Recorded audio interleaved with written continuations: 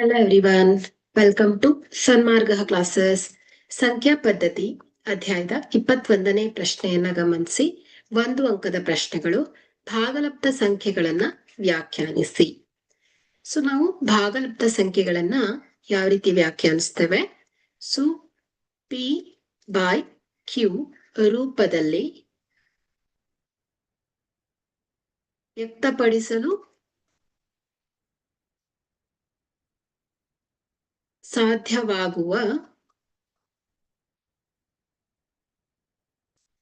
ಸಂಖ್ಯೆಗಳು.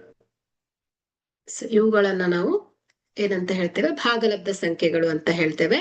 ಸೊ ಇಲ್ಲಿ ಪಿ ಮತ್ತು Q so belongs to Z. So ಇಲ್ಲಿ ಕ್ಯೂ ಏನಾಗಿರ್ಬೇಕು? ನಾಟ್ ಈಕ್ವಲ್ ಟು 0 ಆಗಿರ್ಬೇಕು. ಸೊ ಇಂತಹ ಸಂಖ್ಯೆಗಳನ್ನ ನಾವು ಭಾಗಲಬ್ಧ ಸಂಖ್ಯೆಗಳು ಅಂತ ಕರಿತೇವೆ.